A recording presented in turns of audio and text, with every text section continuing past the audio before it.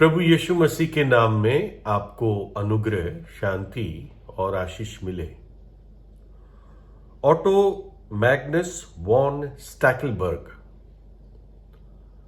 ये एक व्यक्ति का नाम है और इनका जन्म 1987 ईस्वी में हुआ था, लगभग आज से 300 वर्ष पहले। और ये अपने परिवार का 15वां बच्चा था और एस्टोनिया देश में स्टैकलबर्ग का, मैं सिर्फ एक ही नाम का हिस्सा उसका लूंगा, स्टैकलबर्ग का पालन और पोषण हुआ। एस्टोनिया उत्तरी यूरोप के इलाके में पाया जाता है और उसके एक साइड पे रशिया भी पड़ता है। और उन्होंने जर्मनी और मॉस्को में पढ़ाई की और इटली की यात्रा के दौरान उन्होंने महसूस किया कि पेंटिंग, कला और पुरानी संस्कृतियों को खोद कर स्टडी करना, जिसको आर्कियोलॉजी कहते हैं, यही चीजें उनके जीवन को आकार देगी। उनका इंटरेस्ट इसी में था, पेंटिंग में, आर्ट में, कला में और आर्कियोलॉजी में। वह 1810 से 1813 यानी करीब 3 साल तक ग्रीस में रहे और ग्रीस या यूनान में उन्होंने कई सारे यूरोप के कलाकारों, बुद्धिजीवों और व्यापारियों के साथ उनकी मुलाकात हुई। और जो खुदाई, पुरानी संस्कृतियों को स्टडी करने के लिए जो खुदाई एथेंस, एजीना, फिगेलिया और एशिया माइनर में होती थी, उसमें स्टैकलबर्ग भाग लेते थे। बाद में वो रोम गए, वहां पर 12 साल रहे, इंग्लैंड गए, फ्रांस गए, नीदरलैंड गए और स्टैकलबर्ग ने अपने आखिरी 2 साल अपने ही घर में बिताए एस्टोनिया में और वहां पर वो मर गए। लेकिन उनके जीवन की एक घटना के बारे में बताया जाता है कि स्टैकलबर्ग एथेंस यानी यूनान की राजधानी, जो आज राजधानी है एथेंस से एक दूसरे नगर जा रहे थे, थेसलोनिका में, और जहाज से जा रहे थे, पानी के जहाज से। एक ही देश था लेकिन एक पॉइंट से दूसरे पॉइंट पानी के जहाज से जा रहे थे। जैसे मान लीजिए आप गोवा से अगर केरला जाना चाहे तो पानी के जहाज से जा सकते हैं, या बॉम्बे से अगर आप गुजरात भी जाना चाहे तो पानी के जहाज से जा सकते हैं। तो जब इस जहाज में जा रहे थे, इसमें सिक्योरिटी भी थी, लेकिन कुछ अल्बेनिया के पायरेट्स, समुद्री डाकुओं ने इनके जहाज पर हमला किया और जहाज पर हमला किया और स्टैकलबर्ग को इन्होंने किडनैप कर लिया, बंदी बना लिया और फिर उस जहाज के कैप्टन को वापस भेजा जहां से आए थे,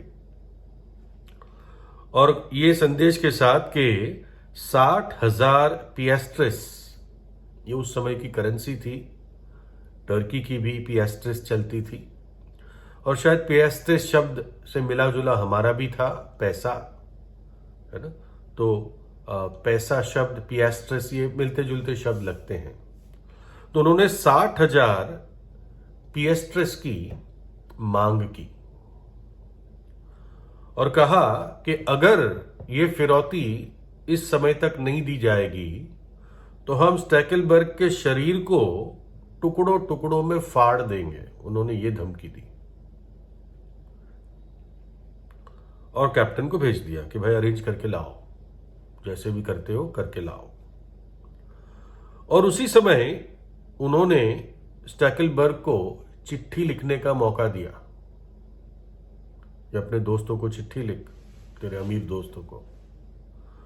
तो स्टैकलबर्ग ने बैरन हेलर, ये भी एक आर्कियोलॉजिस्ट थे, खुदाई से संस्कृतियों की स्टडी करते थे और ये रोम में रहते थे और दोनों की अच्छी बातचीत थी, अच्छी दोस्ती थी। तो स्टैकलबर्ग ने हेलर को चिट्ठी लिखी और एक मित्र को चिट्ठी लिखी कि उनको भी इस समस्या के बारे में पता चले। समय जो समुद्री डाकुओं ने ठहराया था वो समय आ पहुंचा, वो समय बीत भी चुका और अब तक स्टैकलबर्ग की तबीयत काफी खराब हो गई थी, बहुत बीमार हो गए थे और उनको अब लग रहा था कि जबकि मैं बीमारी में भी जिंदा हूं, लेकिन ये मुझे बहुत क्रूर मृत्यु दे देंगे। लेकिन हालेर जो रोम के इनके मित्र थे, इनके कलीग थे, वो पहुंचे। वो 60,000 पिएस्ट्रिस तो नहीं ला पाए, लेकिन 14,500 पिएस्ट्रिस ला पाए। शायद हमें पता नहीं 60,000 पिएस्ट्रिस कितने होंगे। मेरे हिसाब से मुझे लगता है कि शायद $6 मिलियन ना हो आज के। तो वो सिर्फ 14,500 टर्किश पिएस्ट्रिस का प्रबंध कर पाए और वो भी 30% ब्याज पे लिया उन्होंने और वो लेकर वो पहुंचे उस जहाज पर, समुद्री डाकुओं की जहाज पर। और उन डाकुओं ने कहा कि नहीं नहीं, ये तो हम ले नहीं सकते, हमने 60 मांगे थे, आप 14.5 दे रहे हैं, ये कहीं भी संभव नहीं है। और कोई नतीजा आ नहीं रहा था सामने। तब हालेर ने कहा ठीक है, ऐसा कीजिए, मैं जो आपको बता रहा हूं सच है, इससे ज्यादा हम अरेंज नहीं कर सकते। मेरा दोस्त बहुत बीमार है, आपको दिख रहा है, मेरे दोस्त को जाने दीजिए, उसके बदले मुझे पकड़ लीजिए और इसको ठीक होने का समय दीजिए, ये ताकि जाके किसी अस्पताल या फिर उसका अपने घर रेस्ट करके ये ठीक हो जाए। और जब तक ये वापस नहीं आता है पैसे लेकर या अरेंज करके, तब तक मैं तुम्हारा बंदी बन के रहूंगा। और जब डाकुओं ने इस बात को सुना तो उनका दिल भी नम्र हो गया। उन्होंने विश्वास कर लिया कि हालेर वास्तव में सच बोल रहे हैं। कौन अपने आप को इतने खतरे में डाल देगा, है ना। जब कोई चारा नहीं बचता तभी एक व्यक्ति अपने जीवन और जान को हथेली पे रखता है, खतरे में डाल देता है। और तब उन्होंने दोनों को छोड़ दिया। 14,500 तो रख लिए, लेकिन स्टैकलबर्ग को और हालेर दोनों को एथेंस जाने दिया। बाइबल बताती है कि जो पाप का स्वभाव हमारे अंदर पूर्वजों से आया, जिस कारण हम अपने जीवन में पाप करते हैं, इस कारण हम भी पाप के बंधुई में हैं, गुलामी में हैं। लिखा है 2 पतरस 2:19 में, वे उन्हें स्वतंत्र होने की प्रतिज्ञा तो देते हैं, पर आप ही सड़ाहट के दास है, क्योंकि जो व्यक्ति जिससे हार गया है वह उसका दास बन जाता है। जिस भी चीज से आप हारे हुए हो उसके आप दास हो, गुलाम हो, बंधुए हो। यूहन्ना 8 में यीशु ने उनको उत्तर दिया, मैं तुमसे सच सच कहता हूं कि जो कोई पाप करता है वह पाप का गुलाम है। एक मित्र अपने दूसरे मरते हुए मित्र के लिए अपनी जान, अपना जीवन, अपनी आजादी, अपना सारा आराम बलिदान करने को तैयार था। डाकुओं के पास बंधुआ होकर रहना कौन सा आराम होता है। वो सब कुछ बलिदान करने का वो तैयार था। और इससे कोई और सुंदर उदाहरण हमारे सामने अभी नहीं आता कि प्रभु यीशु मसीह ने हमारे खातिर क्या किया।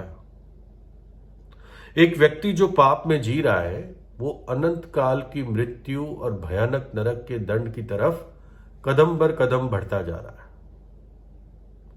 और जिसमें से कोई छुटकारा नहीं है। लेकिन प्रभु यीशु ने क्या कहा? इससे बड़ा प्रेम किसी का नहीं कि कोई अपने मित्रों के लिए अपना प्राण दे। यानी प्रभु क्या कह रहा था? तुम मेरे मित्र हो और मैं तुम्हारे लिए अपना प्राण देता हूं। ये कठोर और क्रूर डाकू के दिल भी नरम हो गए जब उन्होंने देखा कि कैसे हालेर स्टैकलबर्ग के लिए अपनी सारी स्वतंत्रता और जीवन और जान देने को तैयार है।